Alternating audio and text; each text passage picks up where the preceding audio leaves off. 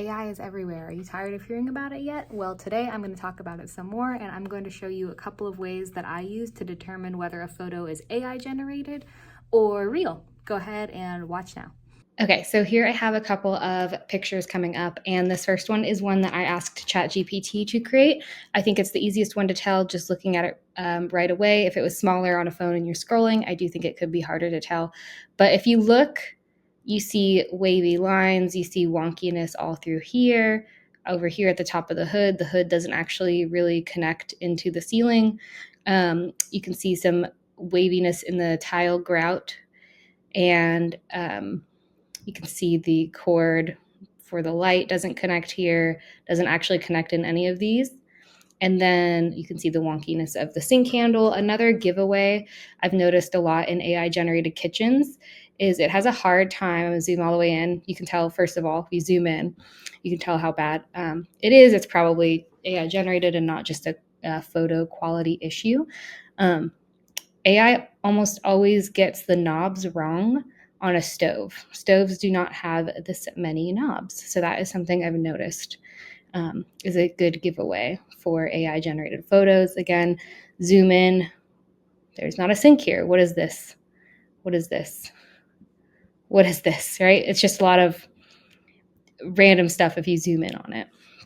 The next image I think is a lot better quality, but right away we can see kind of the wonkiness in the rug down here, as well as just the floating light bulb here, floating light bulb here.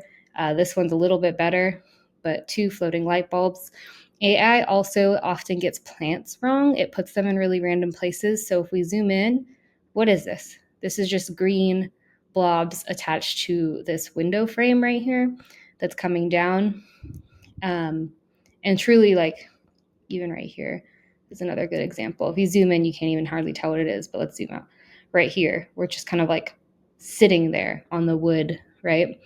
Outside, I think it does a little bit of a better job. At least this tree trunk, is going from top to bottom. But often you can look and see, are they just tree trunks that start and stop? Are they just branches that start and stop randomly? That's another way you can tell whenever there's any windows in the image. Let's go to another bedroom. I think this one is actually a lot better quality. This is one I asked ChatGPT to make.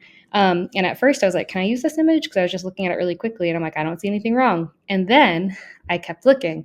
Right here with this headboard feature, you can see that line goes into the photo right there. That's not like a tree trunk. It's actually that same design going right up into that photo. You can also see right here, the cord doesn't go anywhere, just connected to a wall. And what is this even? Just a blank wall. I think they did a really good job on the texture of, or I don't know. I think it did a really good job on the texture of the comforter. Comforter textures, they seem to get really well. But you can also look at furniture. So the legs look fine here, but on this furniture, what is going on here? And again, the plants. So those are kind of a couple giveaways. Basically, the answer is just always zoom in, but let's look at an exterior. So I've got an exterior here as well. This one, I don't know that it's necessarily trying to quote unquote like fool anybody. I pulled this from a website where, I think they are just trying to give you like an idea, a visualize of a design that could come. And I think on first look, it looks pretty good, but you can see the detail of the leaves right here. Not accurate. And then the furniture, again, if we zoom in a little bit, it's easier to see the melty kind of look of this chair, this blob here. If we zoom all the way in, the legs don't really make sense. If we zoom in up here, we don't even have to zoom in, actually. You can kind of see the odd placement of the lights. They don't really make sense. And they're also not flat. They're like tilted this way, tilted that way. This one's good. This one's okay. These two are okay. But all through here, they're all just kind of cattywampus, if you will. Another thing I noticed that AI generated images do a lot when we're talking about interiors and exteriors is the plants again, just like random plants. Like, what is this?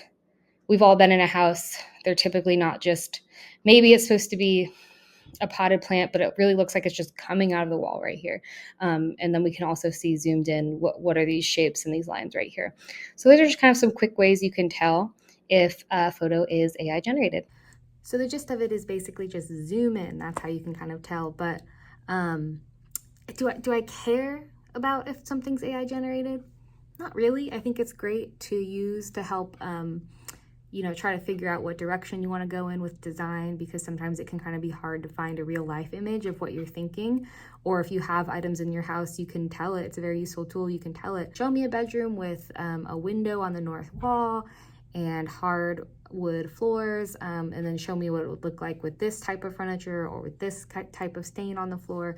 It's useful for that kind of thing. I also think it's a good tool to know how to discern real from imagined and generated. So let me know what you think. Let me know if you have any tips, and let me know if I should do more stuff like this. Bye.